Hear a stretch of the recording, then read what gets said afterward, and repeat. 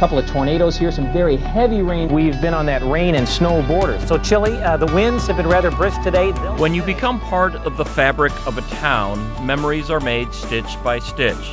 So it's no surprise that some of Vince's fondest memories came from schools, not the studio. So when I came to Channel 6, it was just a natural thing, a natural extension for me to go out and talk to students in the classrooms. It tells us temperature, humidity, pressure, all the way up. The coolest thing, though, is even to this day, having students who are now adults, have kids of their own, come to me, recognize me in public and say, hey, you came to my school when I was in 5th grade, or I remember when you came to my school when I was in 3rd grade, and it was awesome, and you got me all fired up about weather. But soon there were more demands for appearances than there was time available. The solution?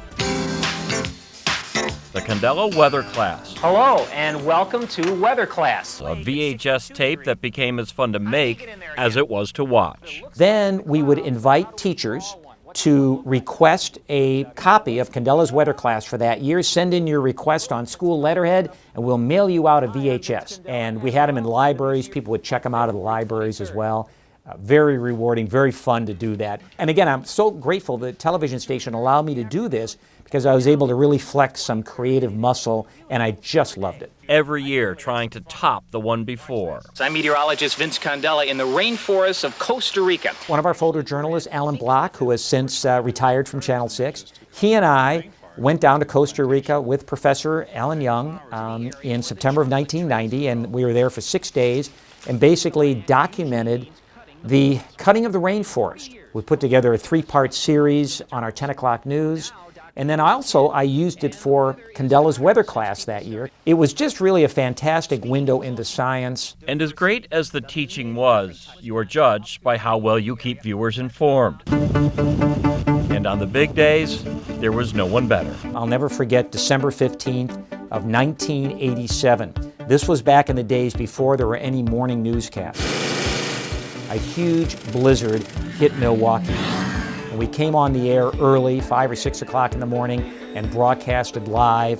I remember being up all night and doing, various cut-ins here from the weather office and so on. But to guide people through some of the slippery travel and the hazardous travel and trying to predict where the heaviest snow will fall and when, the ultimate forecasting challenge, but also very rewarding. The winter blizzards never became routine, always new challenges, and spring and summer brought their own monsters. Tornadoes, where the forecast can literally save a life. The Oakfield tornado, July of 1996. That occurred early in the evening. The Eagle tornado, there it was moving through Eagle in southwest Waukesha County, moving across Waukesha right into Milwaukee County. The memory he can't forget, the responsibility knowing people are counting on you in the scariest moment of their lives.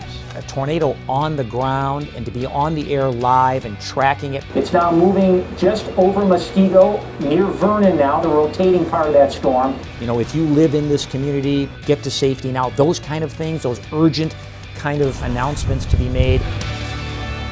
I'll tell you, that's where the adrenaline really is, and it's challenging.